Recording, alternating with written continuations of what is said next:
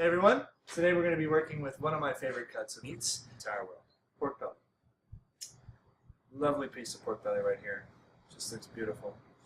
So right here we have Niman Ranch pork belly.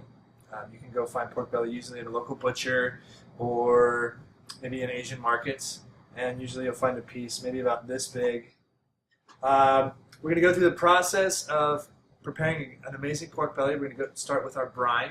Then we're going to walk our way into our braise, and then we're going to walk into the final step, which is slicing it down and searing it off so you can eat it as if it were almost like a bacon.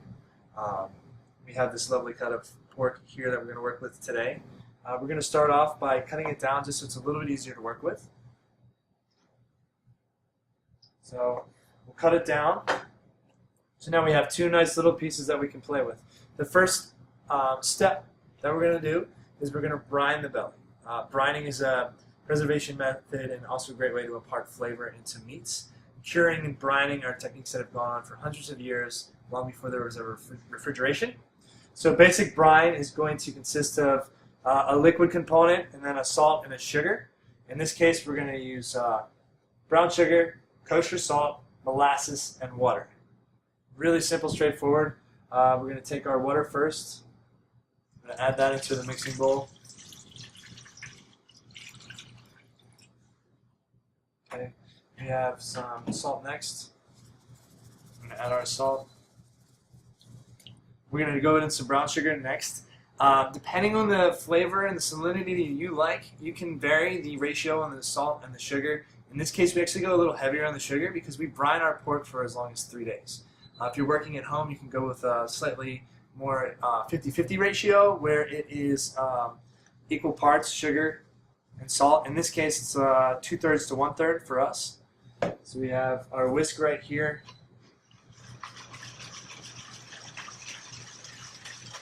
I'm going to whisk everything up nice so that the sugar and the salt dissolves. Keep whisking, keep whisking.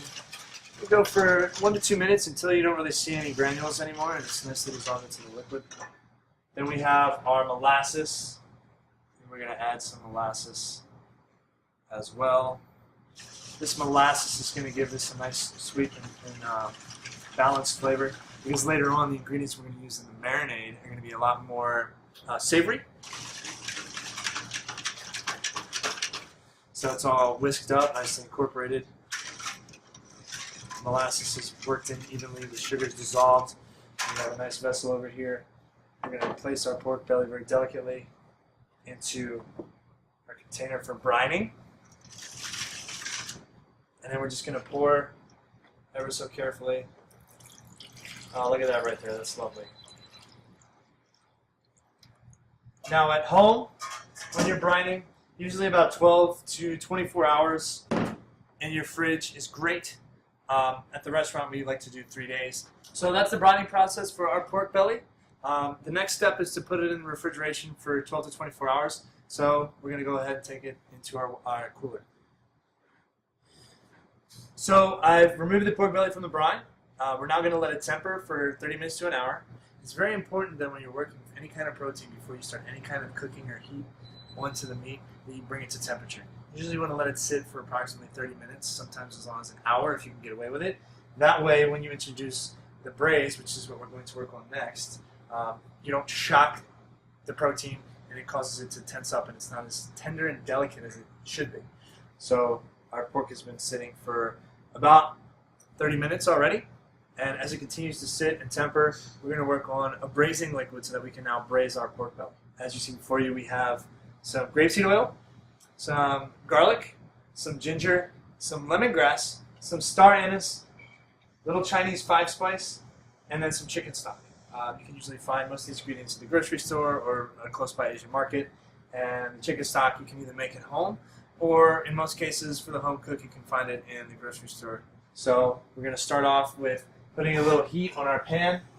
As always, you want to heat your pan first and then add the oil so you don't scorch or burn the oil and alter the flavor profile of whatever you're cooking, and you don't make any kind of bitterness in your braise. So as that's heating, we're going to get ready. We're going to bring everything a little bit closer. And the other thing you want to do while you're waiting is dry off the belly a little bit. You have this excess brine that's still kind of coating the skin, the surface area. We're going to pat it dry a little bit. Cloth, paper towel works best. You're just getting the excess brine off so it's not too overpowering flavor-wise to the belly as you braise it. Heat-wise, we're there. So we'll add our grapeseed oil. It's one of my favorite oils, very neutral flavor. We're going to cut our heat down just a little bit. We're going to cook our garlic for a little bit. We've got our ginger in next. So we now have our garlic and ginger in the pan. We want to watch our heat. Cooking is all about constantly checking. Right now, the heat's not too high, it's not too low. It's probably about a medium heat. That way you're not getting too much browning or caramelization, so you're not altering the flavor profile too much, but you're also not so low that you're barely cooking. As you can see, we're like right where we want to be. It's starting to get there. Starting to see the garlic cook down a little bit, the ginger's cooking down a little bit. We're then going to start adding in our lemongrass. We're going to add our star anise. We have our chicken stock, very well made. It's very gelatinous. That means we did a really good job of rendering all the flavor out of all the bones when we made our stock. We're going to go right into the pot with that. And we're going to cook down until everything is nice and combined. So we turn the heat up a little bit, bring it up to a boil. Once it's nice and melted down, we're going to start to add in our Chinese 5-spice. Adding seasoned ingredients like this, I like to do at the end so they dissolve into the broth and you don't risk any burning of the spice since it's in powder form. As you can see, we're now broth melted down. You don't want to bring it to a boil, so we're going to go ahead and we're going to cut our heat. We're going to come over here with the broth. I'm a big fan of adding the broth first, so we'll very carefully, using our braising pan, add our broth. Get all those little good pieces in there, right? We got everything in there. So our broth's ready to go. Our pork belly's been tempering. Then we can now take our pork belly very delicately, submerge it into the braise. As you can see, it's not fully submerged. Braising is usually going to be a technique where your liquid is going to cover 3/4 of your final product. So if you look very carefully, it's not fully submerged, but it's just enough to ensure that as the belly cooks and it renders down, it'll be perfectly braised, so we have this extremely tender and delicious pork belly. And the next step is going to be covering this up, putting it away in the oven for approximately 6 to 8 hours. If you have the time when you're braising any kind of meat, especially a pork belly, slow and low is the way to go. That's our trick that we have at the restaurant. So we have our pork belly tucked away, ready to go. A little bit of foil. Our oven right here, preset to 250. We're going to go ahead, boil this bad boy up, let it go to 250 degrees for 6 hours. So, our pork belly's been braising away in the oven at 250 degrees for about 6 hours, and as you can see, extremely tender, falling apart, which is exactly what you want for your pork belly after you've braised it. We've gone through the process of taking it out of the braise and letting it rest for a little bit and cool down so it's easier to cut and slice for the next step, which is to actually sear off the pork belly. So, here it is, it's been resting. It still has the skin on. At this point at home you can decide whether you like pork skin or you don't. At the restaurant we usually cut it off and reserve it. You can do chicharrones or some sort of garnish. What we're going to do next is we're going to separate these out a little bit and then we're going to cut very carefully nice little slabs of pork belly.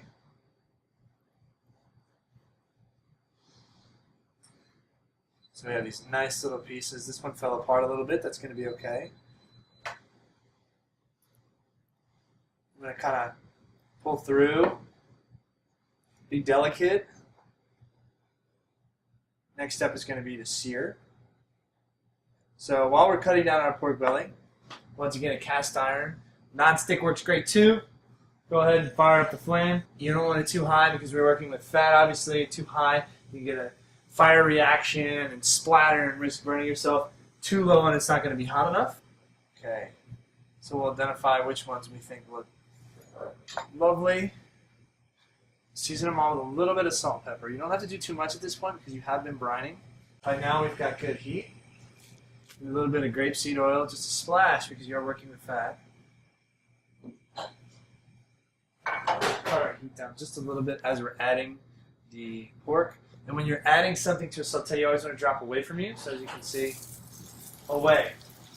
So that you don't risk any splatter. If you drop it in the other direction, if you go like this, you run the risk of a little bit of a safety issue if you're cooking at home. So we're going to want to go away from you, right? We can season a little bit more salt. A little bit more salt and pepper right now on the other side. Some sort of spatula works best. Try not to touch it too much, just a little bit. The more you mess with it, lift it up. It's no longer searing, it's steaming, and you're not going to get a nice caramelization.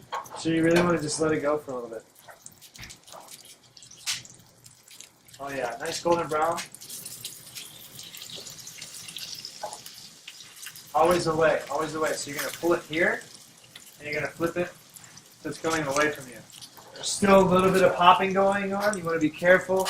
Always stand a little bit back when you're working with fat in the pan. Because pork belly is so fatty, one thing I always like to do is taking a paper towel first, drain some of the excess fat off. It's looking like it's pretty darn close to being ready. So we're going to cut the heat, let it go for another 15 seconds or so. We have our plate here for presenting. We have our paper towels here for making sure we're getting off the excess fat. You always want to very carefully transition over, don't go too fast, no risk of spilling. Very delicately. Let's get some of that extra fat off there. We're already eating unhealthy. We might as well make sure we don't completely clog our arteries. See some of that extra fat draining off. Right to our plate for presenting. We have the finished product, ladies and gentlemen. We've brined our pork belly, we've braised our pork belly, and we've now finished the process by searing. This is one of my favorite ingredients to work with, and I hope you guys share the same joy in working with this as well.